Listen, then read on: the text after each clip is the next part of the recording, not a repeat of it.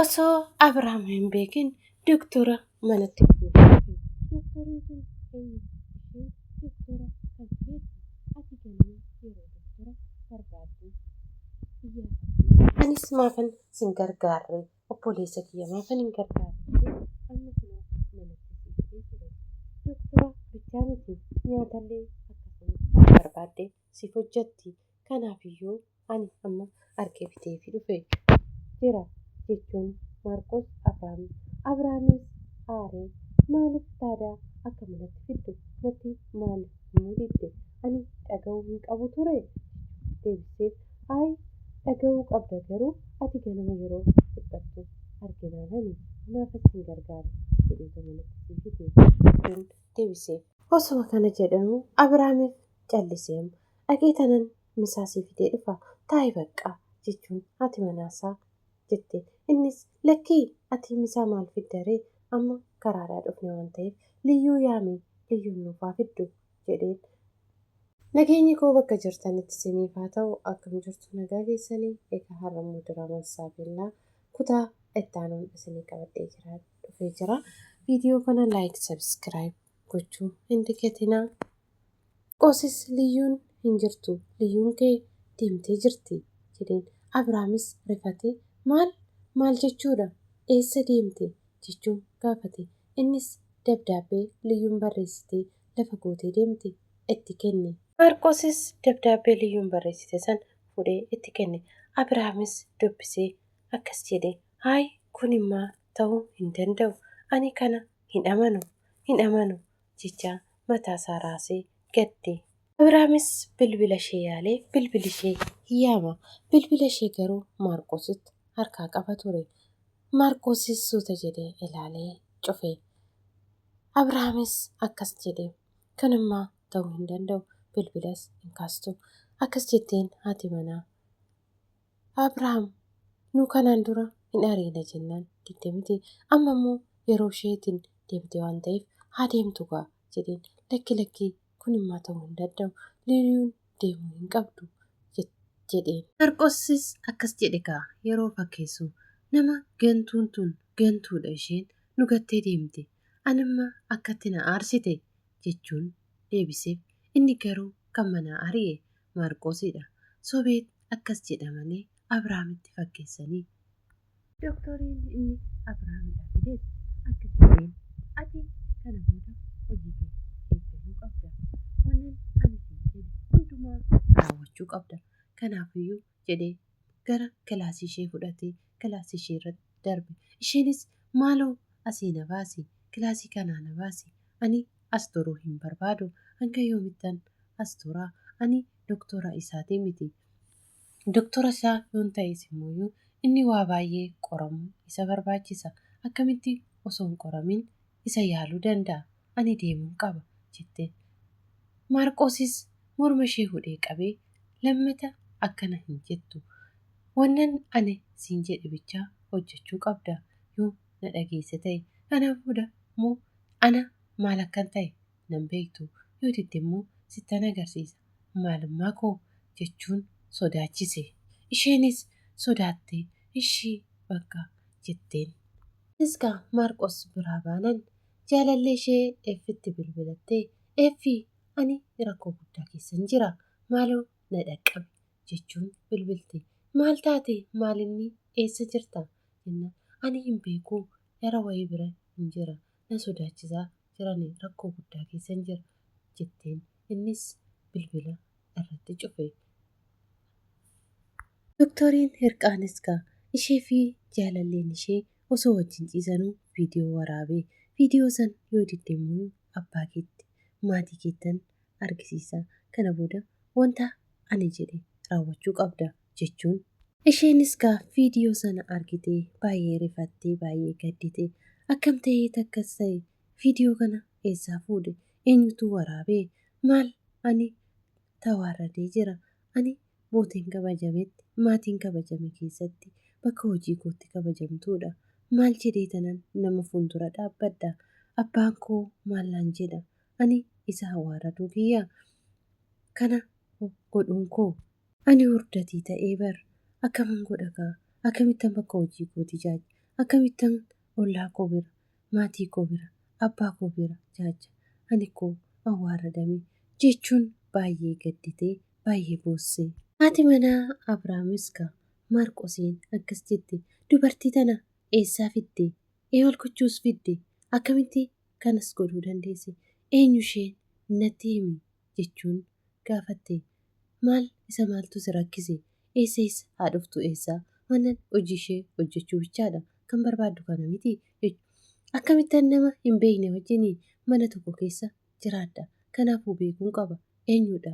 Homaa isin dhiphisin beektus duratti koo wal sin barsiiseen ture. Kanaafuu dirqama waa'ee isheen baruun qaba. Na barsiisi. Eenyu akka taate natti himi jechuun gaafatte. Ishee anis waan hundaa baruun qaba. Dooktoriin ati fiddee jirtu sun, dooktoriin wajjiniin qunnamtii goota sun eenyudha inni? Atis kana natti himi jechuun gaafate Maarqos. Isheenis kolfitee argitee kana ka'a. Kanaafuu anarra dooktorii san filatte mitiiree? Abbaa manaa kee, abbaa ijoollee kee irra dooktora isa filatte waan ta'eef kanaafiyyuu itti fufi. Anis immoo waa'ee kana nan gaafatiin. Sirriitti natti himta malee akkamitti waa'ee niitii kanaa sirriitti natti himuu qabda. Sirriitti natti himuu qabda jechuun bakka na dhiisi amma jedheen Maarqos. Dooktor Hirqaanis deebistee jaalallee isheetti bilbilte. Inni garuu duraan irratti cufe. Maaliif na irratti cuftee? Yeroo kanatti akkamitti bilbilan irratti cufta? Yeroo na barbaachisu, yeroo rakkoo keessa jiru maaliif na irratti cufta bilbila jetteen? Lakkii anis irratti cufeetanii miti. Baay'ee rifadhe. Rifaatuu guddaa rifadhe jechuun itti hime. Kanaafuu baay'een gaddaa jira. Akkas taanaan bakka hin gaddeen. Abbaan koos bilbila hin kaasu. Maal akka ta'e hin beeku. Anis deebisee si bilbileen ture bilbili kee hin hojjetu jedheen. Inni garuu sobeete harka keessaa qaba waan ta'eef. Innis akkas jedheen. Ati hin dhibbatin. Akkamiin ta'ee akkan achi si baasa? Akka achi turtu hin barbaadu. Eenyu wajjiniin tapha akka calqaban hin beekani ana wajjiniin. Kanaafuu ati amma of eeguu qabda. Dhiphachuu hin qabdu. Ani akkan godhee achi keessaa si baasu anuu beeka jechuun deebiseef. Anuunkaa deemsa Liyyootti baay'ee dhiphatee baay'ee aaraa jira.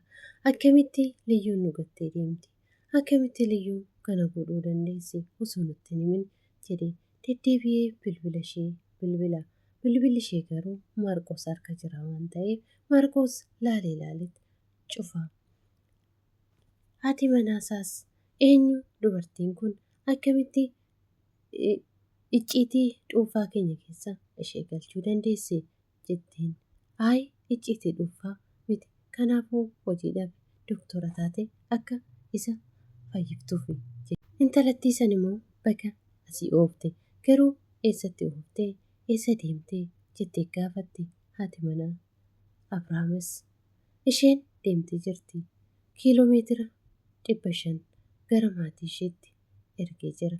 Kana booda asii hin deebitu jedheen. Isheellee asii oofuun kee baay'ee gobaziidha. Si adannaqee jira. Baay'ee bakka asii oofte jettee gammadde.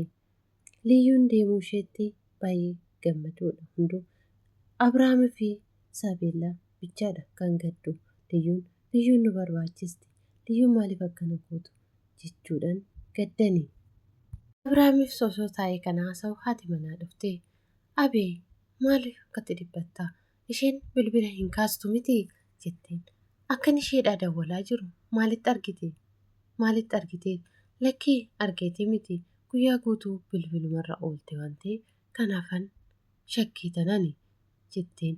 Innis isheen akkana jechuutti shakkee jira. Garuu akkamitti deemuu dandeessi? Sababa maaliitiin? Isheen ikkoo dooktorri haaraan sinii dhufee Saabeellaas atis seeraan laallamtee qoramtee qoricha kee fudhachuu qabda naan jettee turte. Garuu akkamitti deemu? Sababa maaliitiin deemuu dandeesse? jedhee dubbate.